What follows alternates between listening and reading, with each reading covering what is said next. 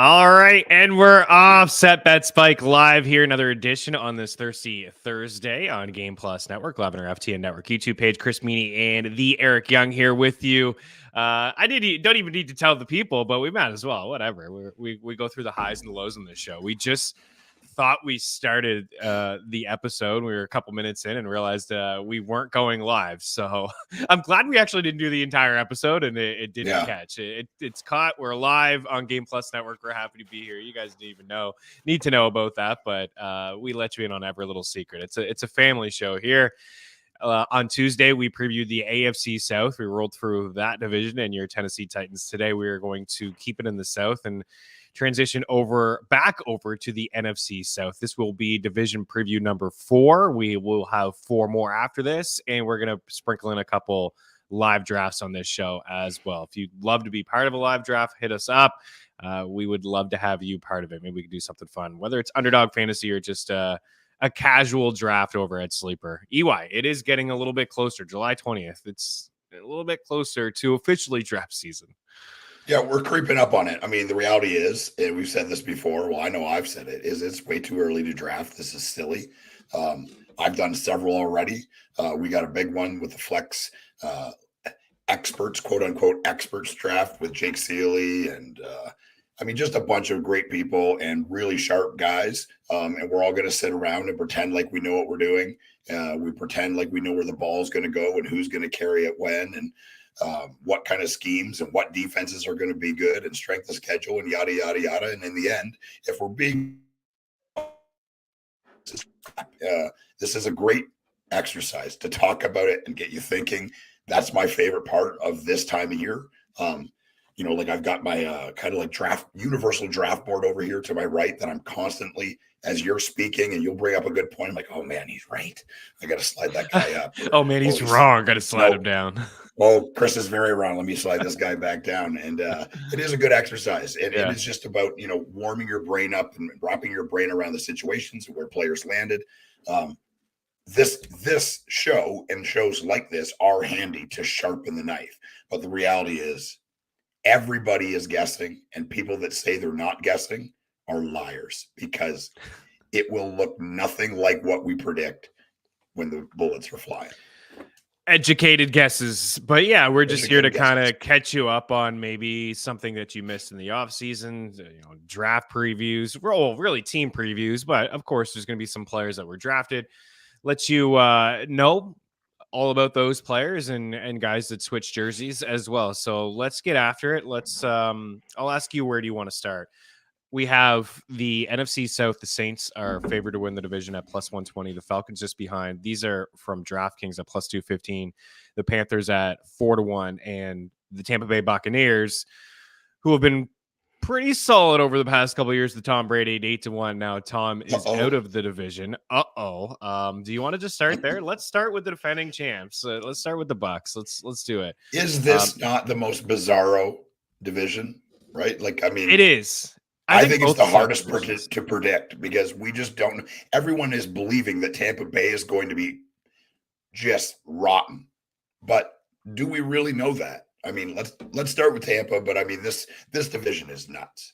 It is nuts. So, I mean, if you go across the league and you see the NFC West, you see the Niners at minus 160. The Eagles are minus 135 favorites in the NFC East. The Chiefs are minus 165 favorites in the AFC West. The Jags, we touched on the AFC West on Tuesday. They're minus 155 favorites to win the division. There's only a handful of teams that are, you can get plus money for a team to win the division. And there's really only 3 or 4 divisions where there's 2 teams with short odds like plus 120 and plus 215 when we get to the Falcons. But the Bucs are long shots. Of course, as you see here, their win total is only 6.5. They did struggle last season just to punch a ticket into the playoffs, and they got bounced pretty easily by the Cowboys. They're plus 850 to win the division, 75-1 to win the conference, and 151 to win the Super Bowl.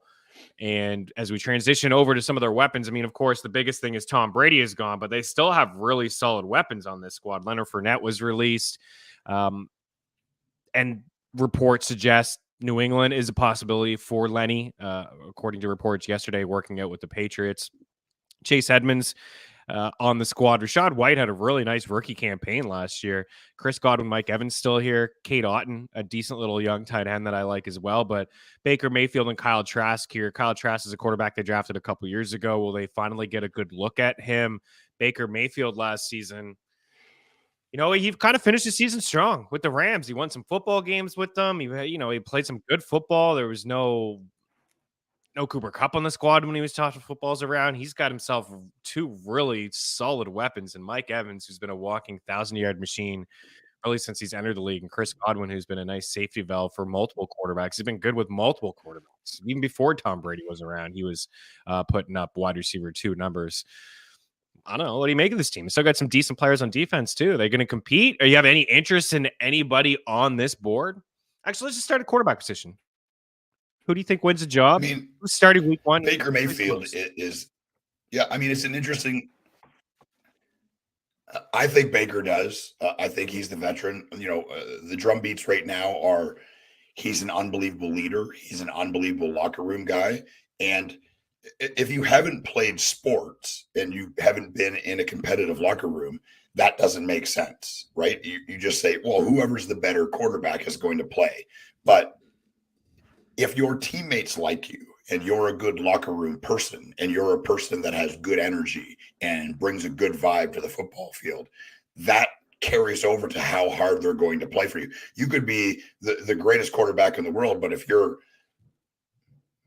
an idiot and you're hard to deal with, guys aren't going to go over the middle and reach for those catches and put themselves out there. So it is important. I mean, it's obviously not the end all be all, but like you said, the last time we saw Baker Mayfield, he's not reinventing the wheel, but he was pretty good in LA throwing to Ben Skoranek, right? This wide receiver core, everyone's forgetting about Russell Gage, right? It's still a really, really good wide receiver core. And Cade Otton, when he was asked to be the guy at the tight end position for them last year, he was pretty good. I think a lot of it is going to fall on how many mistakes can Baker limit, right? He's going to make mistakes because he's Baker Mayfield. It's part of his game. But can he limit those? And can they run the ball?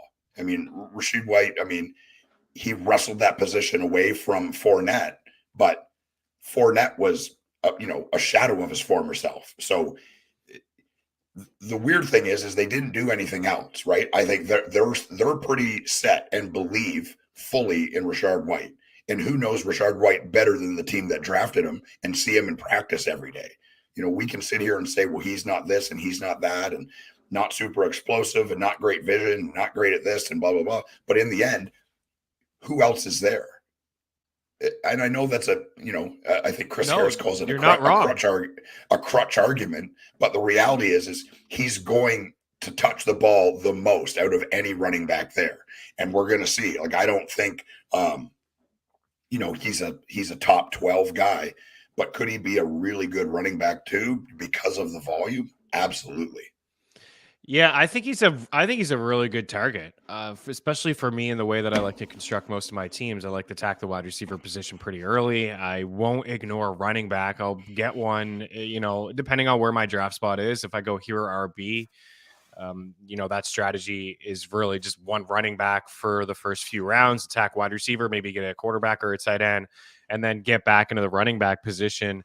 The same thing, opportunity is huge. The same thing applied last year when we talked about Dameon Pierce and we talked about Tyler Algier. Those were 2 running backs going outside the 8th, 9th round, rookie running backs, but it was backfields that really belonged to them. And now this year with Leonard Fournette, the veteran back who's gone from this squad, and Rachaad White did a lot of good things last year. They didn't run efficiently. This team didn't run efficiently. The offensive line was brutal, right? You kind of alluded to that, but last year with an experienced back and Fournette there, stealing touches, rotating in and out, goal line work, Rachaad White still caught 50 passes. That's pretty impressive to catch 50 passes as a rookie running back. And now you have potentially a quarterback in Kyle Trask, who we haven't seen, and Baker Mayfield. We could see some dump offs. We could see this team be playing from behind quite often. I think Rachaad White, based on volume alone, I think is is worthy of a pick. Like, and in this spot as RB 26, this is the range of backs Yep. here after, let's say, after 22. DeAndre Swift never played a full season, multiple backs in Philadelphia. Dave Montgomery is finally climbing up draft boards, as he should. I love RB24. Montgomery. I feel great about Montgomery as well. Yeah, Jahmyr Gibbs is going a little bit too early, in my opinion, and Montgomery could have the Jamal Williams role as the goal line back inside Detroit's offense, and he led the NFL in rushing yards. Isaiah Pacheco in here at RB25. Some reports that he could miss the first 6 weeks of the season. He's not taking any contact, and he's not going to take any contact for quite some time. And then Rachaad White in here. Dalvin Cook without a team. Of course, Dalvin Cook has a higher ceiling in all these names that I just brought up, but he does not have a team at the moment. James Conner, Javonte Williams, James Cook. So I like this range. Out of all those backs besides Cook, and even when Cook lands somewhere, I don't think any of them are going to have more touches than Rachaad White. He's going to be the goal line back. Maybe this team doesn't score a whole lot, but that's saying something. I think he's a good target. I think he's a good target in the middle, like round 6. I've been taking him round 7, 8 at underdog fantasy and some best ball drafts, and I dig it. I suppose that unless Kyle Trask wows us in the preseason, Right. it's probably going to be Baker Mayfield. This team may think that, because you said it's a division that's tough for you to call. You know, there's not a top tier. I think the Saints should be favored. I think that they will win the division, but I wouldn't be shocked if Atlanta is hanging around, 500, and maybe 500 is all it takes to win the division, and Tampa's hanging around. So maybe they start the season with Baker and they feel like Baker gives them the best chance to win. But at some point, you have to see what you have in Kyle Trask, right? You got to see what he can do for you. And I think we'll definitely see him at some point as well. He's not getting drafted in underdog. I think they're both risky plays. I'm not really interested in any of them because of what I just said. Like, Baker Mayfield may only start the first few weeks, Eric, and then all of a sudden, like, he's struggling, Right. or then they get Kyle Trask in there, and heck, they may even go back to Baker. So it's a tough stack to hammer home in best ball drafts. Let's switch over to Godwin versus Evans. Do you have a preference here between the two wide receivers? Chris Godwin, wide receiver 29. Mike Evans, wide receiver 35. If you could choose one, who would it be for you? I mean, age has got to catch Evans at some point, but you brought up the number one point. I mean, he just rips off 1,000-yard seasons at will. I mean, how many has it been? Is it 8 seasons or something? Like, it's roughly, I would say it's somewhere in there. It's impressive. Check, it's every year. That's with it's every year, which, like, for where he's going, the upside, he's never caught a ton of catches, right? He's not a volume guy, but he is a field stretcher, great in best ball. And I know that's a crutch thing, but like having a guy like him that has, like, 1 week he's got a 25-point game and the next week he has 6 points because he caught 2 passes, right? Like that's the kind of receiver that he is. But at the end of the year, having a guy like that gives you 1,000 yards and 4 to 10 touchdowns is a really good floor player. And he's done it with a bunch of different quarterbacks. It wasn't just with Tom Brady. It was with Jameis Winston before LASIK eye surgery, when he was blind and just couldn't see him down the field and just whipping it all over the place. So it's not like, like, I would argue that Baker Mayfield is just as good or better player than Jameis Winston when he was playing for Tampa Bay. Right? You could argue that. I know Jameis Winston is bigger and can run and has a cannon of an arm, but just totally irresponsible with the ball and was throwing interceptions like a lunatic. So if Baker played like he played at the end of the year in LA, where he just literally walked into the team and walked on the field, right? Like they sent him like a digital copy of the playbook on the plane while he was flying there to play a game. That shows that he has a high level of intelligence. It's, there's no doubt about it. It's the mistakes. If Baker can limit the mistakes, I believe he starts for this team and could be decent. He's not going to be drafted in a single quarterback league. It's just it's too much of an unknown, either of these guys. And it's so risky. Yeah, and I'm sure we'll be talking about from a DFS standpoint, maybe like he's going to be super cheap on DraftKings and FanDuel, and it's a stack that's probably going to be underrated. And a lot of people will want to maybe get involved with that stack, and it doesn't seem like anybody really wants these Tampa wide receivers either. I mean, falling into the 30 wide receiver range. I think people are they would rather have other targets. And you're right about Evans. 9 seasons, by the way, 1,000 yards in every single one of them. 9. Six. I was real close. Yeah, you were. 6 touchdowns last year, which was the fewest he's had since 2017. And that's like it's tough to predict touchdowns, but you got to feel like potentially this team's not going to score as much as they did without Tom Brady the past couple of years before that, like 13, 14 touchdowns. He's had double-digit touchdowns 4 times, had at least 8 touchdowns 6 times in his NFL career. So half the seasons are like over half the seasons, basically. This guy's been like an 8 touchdown guy. But what you said is so true for him. And he was so inconsistent last year with Tom Brady. Yep. You have to feel like he's going to be inconsistent without Tom Brady this year. Like this is how his season finished from week 9 on. These are his fantasy points, his showings in a half-point setting. Week 9, 6 points. Week 10, 7. Week 12, 4. Week 13, 7. Week 14, 6. Week 15, 10. Week 16, 4. Week 17, 43. That's how he finished his last game of the season with 207 receiving yards and 3 touchdowns. But he scored a touchdown in week 1. He scored 2 touchdowns in week 4, and he did not score a touchdown again until week 17, where he had 3 and he had over 200 yards, 10 grabs on 12 targets. It was a game that the Bucs needed.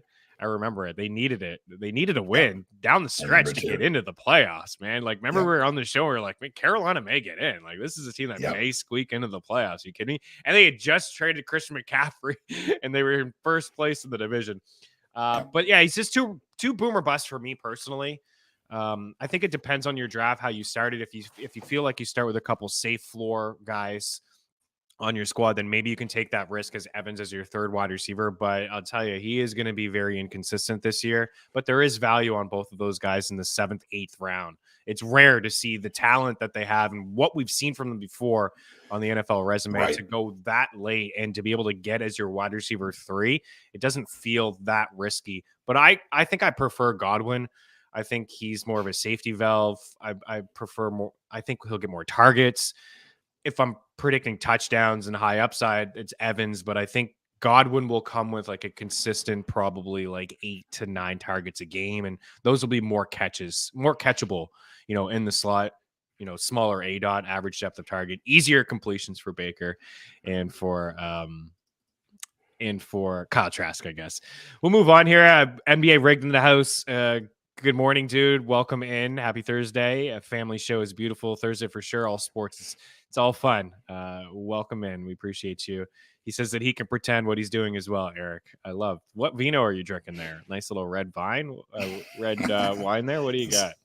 That's the gift. I love it. I hope he's drinking wine right now. I hope so too. I should be as well. I had maybe 1 or 2. 10:28 Eastern.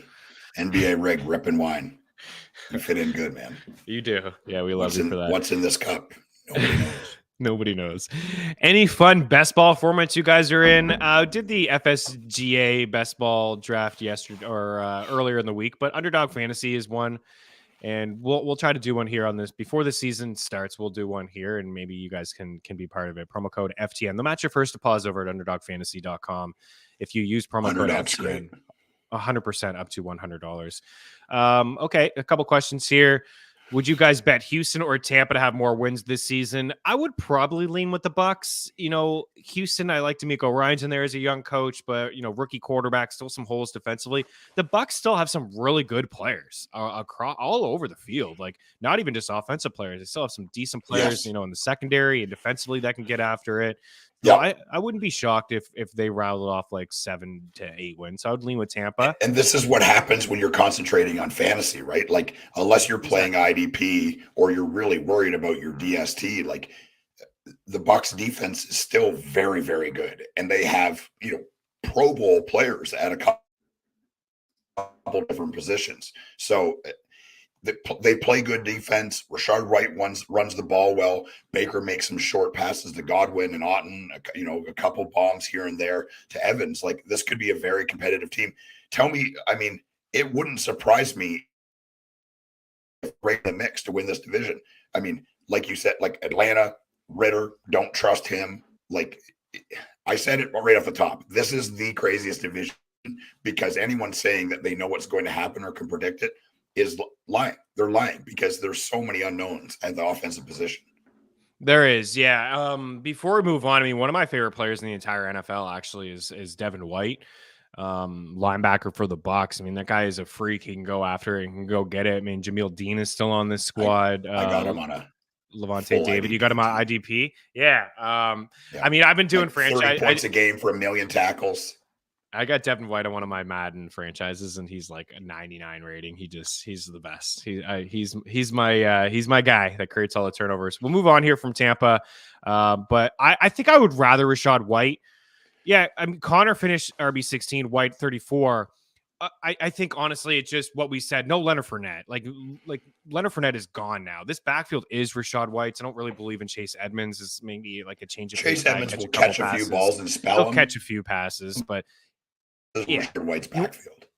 He won't be the goal line back. They didn't draft anybody, and I think it'll be a slightly better team. Well, Connor actually finishes RB10, I believe, overall.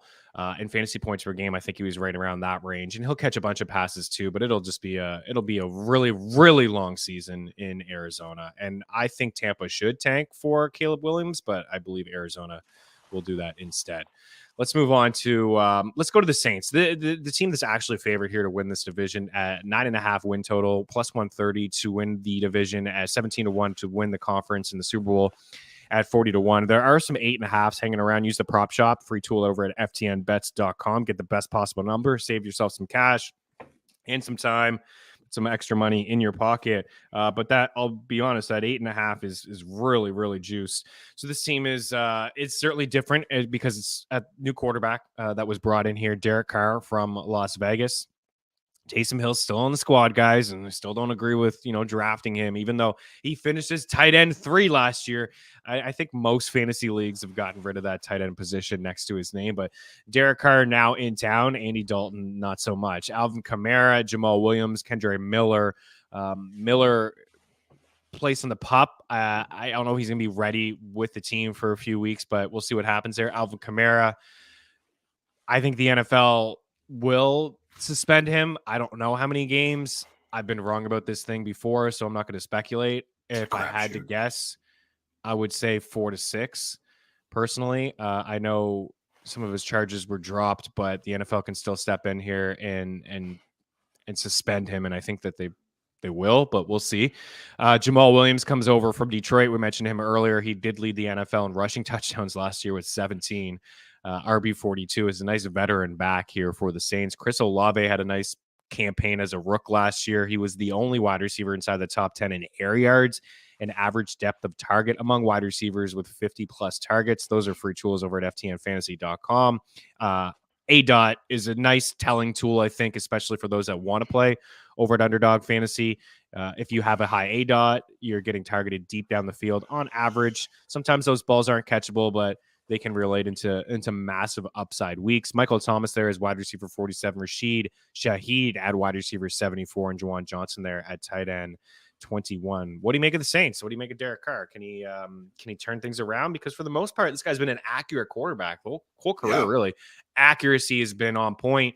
Last year, I think he was tied for the league in interceptions thrown, and he didn't even play a full season. They just told him to go home around week 15. They said, go home. We don't need you here. Bye-bye. But for the most part, he's been an accurate quarterback, man. And now he goes over to a team. It's got a good O-line, better than the O-line that he had with the Raiders. And he's got himself a top 10 defense. He's never had a top 10 defense in Oakland or Las Vegas. So he doesn't have to do too much here in this offense. What do you make of this? What do you make of the Saints? Yeah, last season was interesting, right? It just seemed like he was just like, F it, man. I'm going for it. I'm throwing it to Devontae Adams, covered or not. And Devontae Adams ended up having an unbelievable season because of it. And they just said, I mean, you could, if you watch the football games and watch Derek Carr play, I mean, he was trying to win, but wasn't concerned about the result. And part of that is probably the defense wasn't great, right? I mean, Josh Jacobs had a career year. Devontae Adams had an unbelievable year at the wide receiver position. We'll see what happens there this year. But I like Derek Carr. I think he's, look, I don't, he's not going to be in the top 12, but I think he could do very well here in New Orleans. I think the game could be good. I mean, Jamal Williams is going to do very well the first couple games. My guess for Kamara is 2 to 4 games. Okay. The NFL doesn't care about this kind of stuff. He wasn't charged with anything, so it'll be. I wouldn't surprise me if it was 2 games. So yeah, you're probably right. It's just, I mean, if you look, the proof of concept is that they don't care about this stuff. It's just the truth. It's about good players playing, and that's what they want. And they want good players on the TVs, so people watch, and that's what they care about. Chris Olave could take a huge jump here, right? Is Derek Carr not going to be the best quarterback he's played with? I mean, undoubtedly. Yeah, some people really drink the red rifle Andy Dalton Kool-Aid. I think Carr's an upgrade. Yeah. Poison Kool-Aid. I'm not drinking that. I mean, the guy just like shrivels and disappears under the bright lights of Sunday Night Football, Monday Night Football, primetime games. Yeah. Where is this guy? He's nowhere. He's like Kirk Cousins. He turns into a pumpkin. Yeah, I think Carr's an upgrade. I like Olave. Yep. Everyone is in on Olave. You really have to make the choice. Like Olave, I think, if you are picking anywhere from 5 to 12, you're not going to get Olave unless you're super aggressive. What I've noticed in drafts, if you're picking inside the top 5, especially early on, like you could have a start that's like Justin Jefferson, Jamar Chase, Tyreek Hill, Cooper Kupp.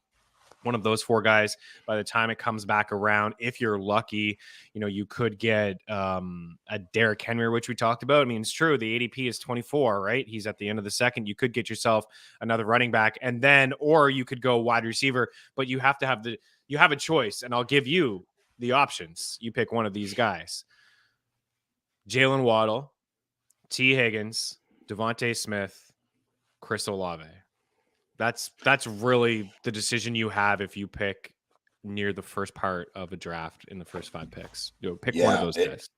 And every draft is different, and I think it depends on how your draft started, right? You're not taking Chris Olave in the first round. If you went running back in the first round, or one of the top 3 quarterbacks, or Kelsey, or none of those things are wrong in the first 12 picks. I would pick Olave over all those, and the reason why is he is the undoubted number 1. Waddle, great year last year, right? But Tyreek Hill, but he's 1B. Higgins 1B, right? Smith, for them 1B. To be the alpha, there has to be an injury, and I'm not hoping for injuries for anybody ever. No.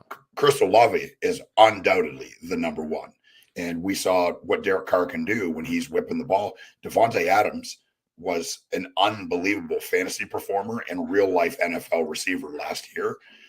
Chris Olave has even better physical traits than Devontae Adams. Devontae Adams has proven that he is one of the best receivers, but physical wise, if you look at, height, weight, speed, all that stuff, Chris Olave is a physical freak. And undoubtedly, I think Carr is, if you're going to try to tell me that Andy Dalton is better quarterback than Derek Carr, then I can't speak to you. I mean, we just can't even have the conversation. So Olave out of those guys, I think you're not wrong with any of those receivers. They're all good. I don't think he can make a bad pick. Yeah. I see what you're saying. Olave's the clear one. He's the one. I am a little worried about maybe some of his red zone usage. I don't kind of view him as a big body. He only had 4 touchdowns last year, but he is a great route runner and he's got good hands, so he can find open spaces and get open. And Carr is a better quarterback. But I mean, it's Michael Thomas, right? This is what you're talking about. He's a clear-cut number 1. And for Michael Thomas, as wide receiver 47, the Saints have played 50 games over the last 3 years. 50 games. You know how many games of those 50 that Michael Thomas has suited up for? I want to take a ballpark guess of the 50. How many games do you think Michael Thomas has played of the Saints' last 50 or the last 3 years? Oh, I heard this today. Is it 10? This guy, look, he's sharp. Are you kidding me? He's rolling in here hot fire. It's 10. That's a concern. Football has consumed my life, right? Like that's where we're at. Yeah. Good. 10 out of 50. You want to bet on Michael Thomas, go ahead. I'm out. The one thing I will say is that, yeah, Michael Thomas, he's been such a wild card. Does he want to play? Does he want to power through some of these injuries? He was, like record-setting numbers with Drew Brees just like 3-4 seasons ago. But it's been a struggle for him to stay on the field. He played a couple games last year, had great moments. If you want to go fantasy points per game, he's a top 5 wide receiver. The fact is he only played like a couple games. Big body when he's healthy. He's a big body for Carr, for the Saints inside the red zone.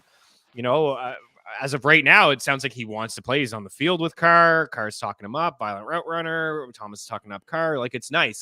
That's nice. It didn't feel like that this time last year. There were still questions if he was going to play, and there was nothing really to get excited about the quarterback position. But Thomas seems to be fired up at the moment. I don't mind taking a shot at him at like pick 93, but I've been down this road before. It's not a pick that is at least going to hurt you if it doesn't work out this time around. It's one that you could maybe just move on from. And it's like, all right, I tried. But the ceiling is still pretty high, I think. Rachaad Shaheed is a guy that I would like to talk about. Small sample size, but down the stretch from week 12 to week 18, he averaged 63 yards per game, 17.1 yards per catch over that span, was sixth among wide receivers with at least 26 targets. He is a big body or a big play guy. He's got some speed to his game. He's returned some touchdowns over the course of his career. ADOT was roughly 12 over those last couple of weeks as well. So he's getting targeted down the field. Carr's accurate. He could chuck it down the field if given some time. So I think he's a sneaky little, what is he, wide receiver 70 something there, 74 in underdog. You can stack it up pretty easily. You go Olave early, get yourself Carr, and then maybe Shaheed if you wanted to. I think Juwan Johnson's interesting in there as well. We'll see what happens. And he had sneaky seven touchdowns last season. Foster Moreau's a cool story, recovering from cancer. Carr's old buddy in Las Vegas. Love to see him on the field and those two connecting as well. But I do believe Juwan Johnson has a bit of a higher ceiling, and I think he's the guy you want if you're looking for a tight end there. Okay. Well, one more question about Kamara though. Would you draft him? Like, would you draft Kamara? Are you concerned? Like, yep. RB 34. If he only misses 2 games, is this where he's going right now? Right, these are 2 early drafts, but if you go past him at like pick 25, pick 30, you're a fool. That's my opinion. I do not see it being more than a 2-game suspension. And Alvin Kamara is one of the best running backs to ever play in the NFL. That to me is the end of the discussion. Yeah, bring a good Lou with a good point here. I mean, he was off all summer, but Kamara at current ADP sounds promising if his suspension is, at that point, we think he's going to get charged, right? He's going to get charged. He's going to miss 6-8 games. It's half of the season. Yeah, and I think that this guy 12 in the house, we appreciate this kind of comment. So glad to have you guys back talking football. 2 of the most original. We love you. Welcome in. Yeah, I mean, Taysom Hill too. Like, this guy's crazy value right now. He is crazy value. You can get him in the 8th, 9th, 10th at the moment. He's only going to, like, if the NFL all of a sudden says 2 games, he's only going to jump up draft boards considerably.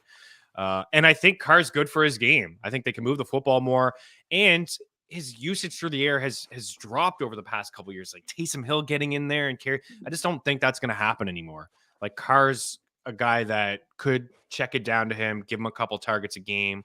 Why wouldn't you? Like, that's what Kamara is just so good at doing, right? With the ball in his hands in space. I think the Saints win the division. I think the number's fair, 9.5. I think I'd see them as like a 9-win team, 10-win team. I would be surprised, honestly, if they didn't win the division. I think that they have the pieces on defense. I think the offensive line is fine. And even if Michael Thomas doesn't play a full season and Kamara misses 4 games, I still think that this team will win the division. But the Falcons are knocking on the door. And let's talk about them. So they check in here with 8.5 win total, plus 240 to win the division, 30-1 to win the conference, 80-1 to win the Super Bowl. The last 3 years, they have spent high draft capital on skilled players.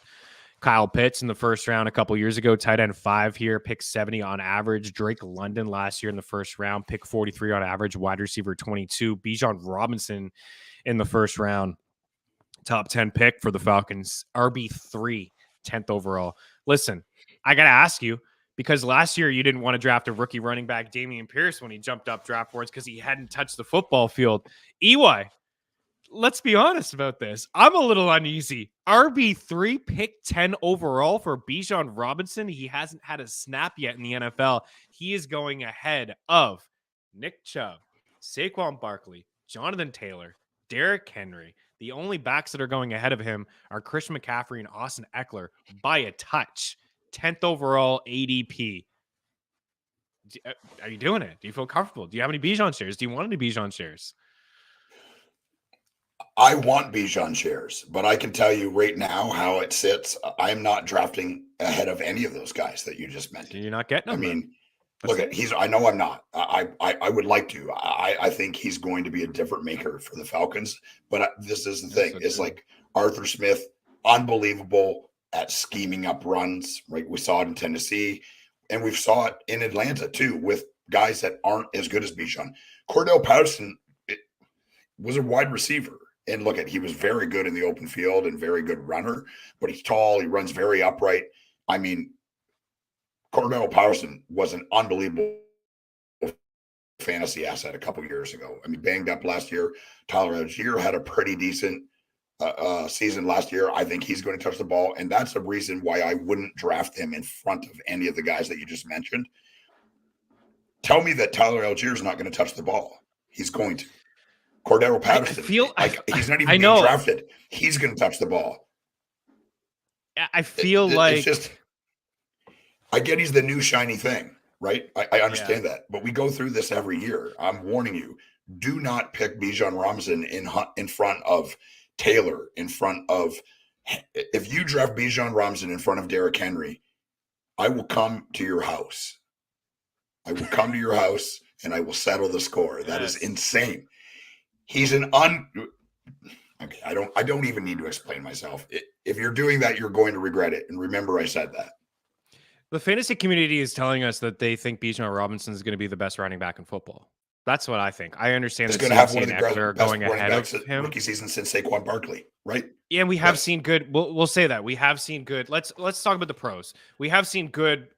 We've seen rookie running backs in Saquon and Zeke put up really good fantasy seasons and good NFL. It's the most transferable game, right? Yeah, college it's the most transferable. They can go onto the field in the rookie season, carry the load, and be very good players right away. Yeah. The learning curve is the least out of any position. The other pro is that the offensive line is actually really good in Atlanta. It's one of the better ones. It was one of the most underrated offensive lines in all of football. The other pro would be, hey, Tyler Algier just had 1,000 yards on 200 carries last year. Tyler Algier. I mean, I've liked him. We'd loved him on this show. And this is the same thing. What we said last year. Offensive line is sneaky good. Arthur Smith loves to run the football with his zone schemes. He's going to make it work here for Tyler Algier. Good back. Fits into the system really well.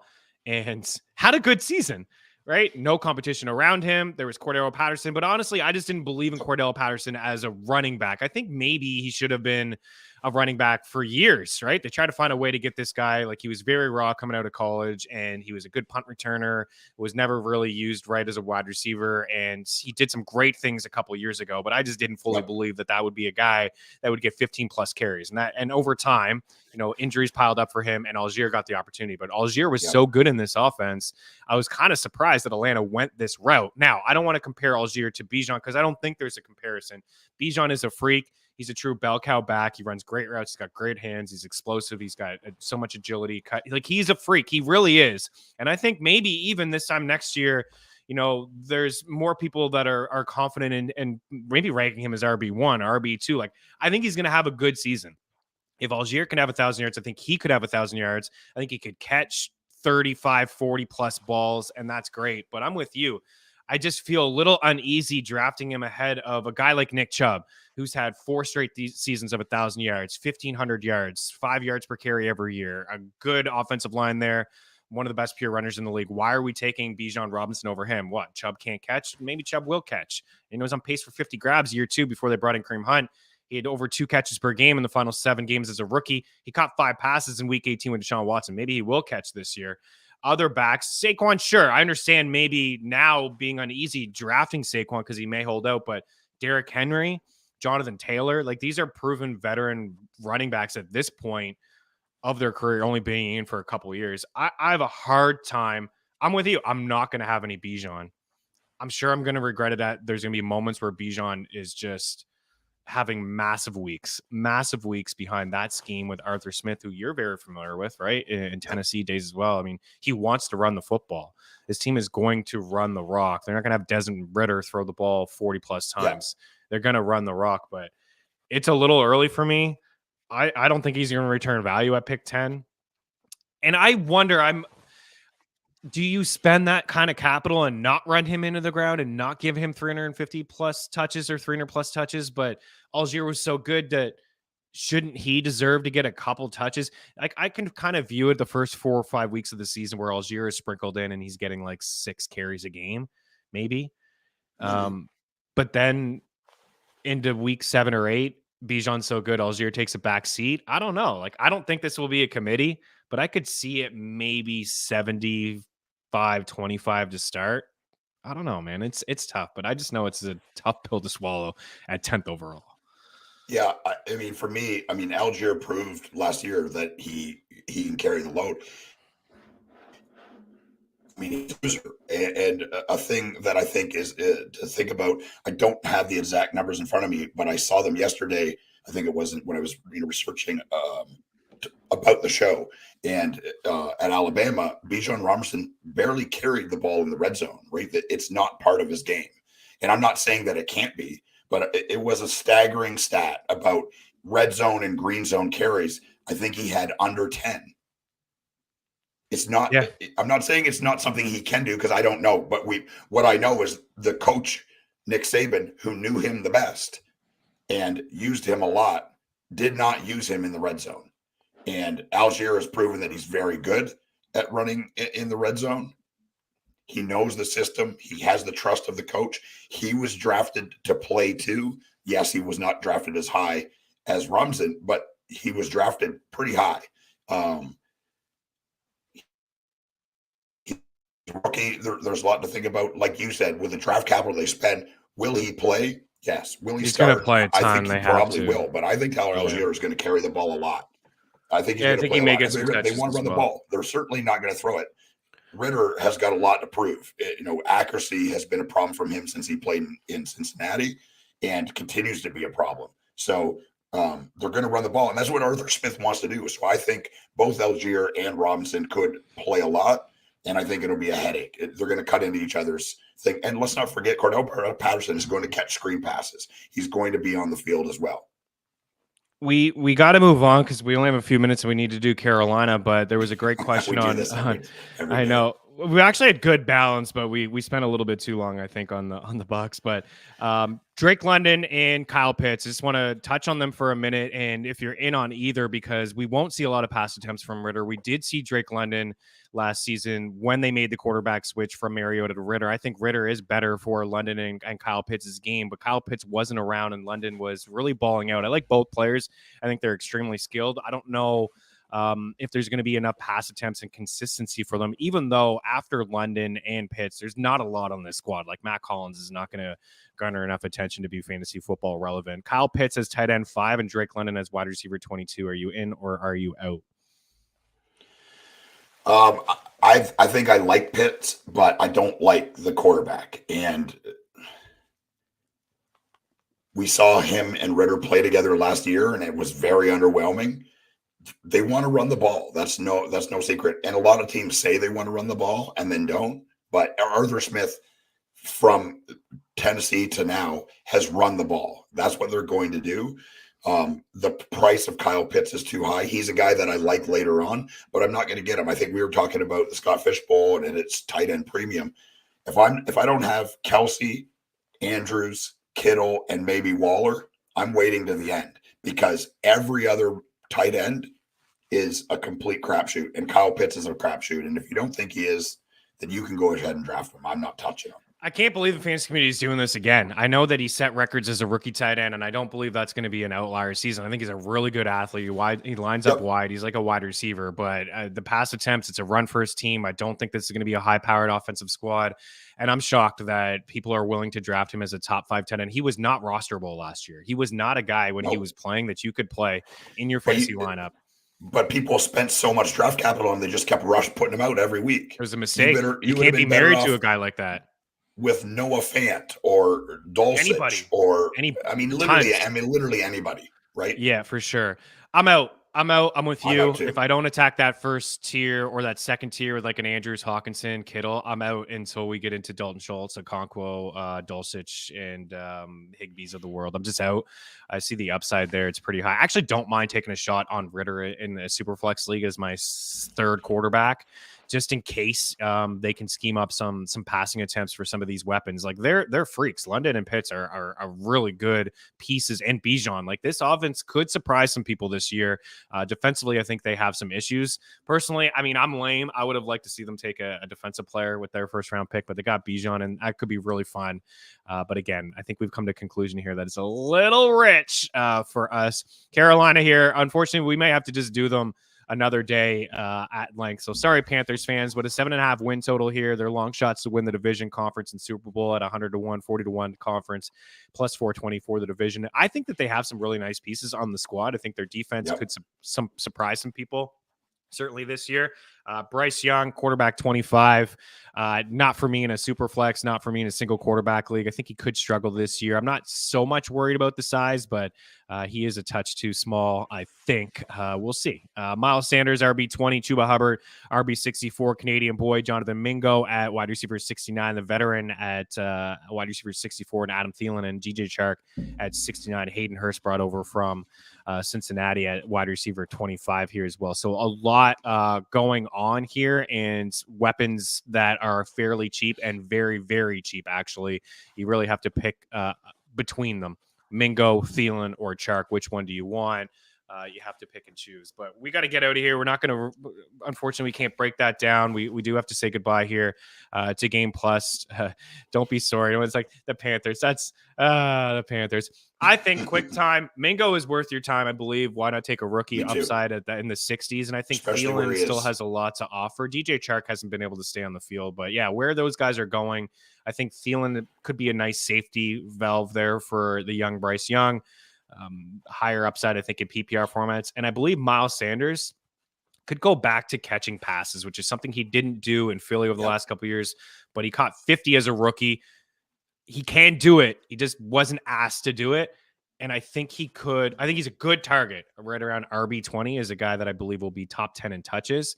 And I think he will catch some passes. I think they'll lean on Miles Sanders as the veteran. But of course, moving over from Philly, good rushing team and a good offensive line is not going to be the same in Carolina. We appreciate you guys. If there's any questions we didn't get to, I will circle back and I will definitely get to them on Tuesday's episode. We'll start that way. I think there was a shot at Derek Carr. Believe it or not, go look at the accuracy numbers. It's like 65% for his career, a couple flirting with 70. He's an accurate quarterback. He just wasn't last year. EY, always a pleasure, dude. We'll talk to you on Tuesday. Have a great weekend. He's frozen. I'm frozen. You're frozen. Later.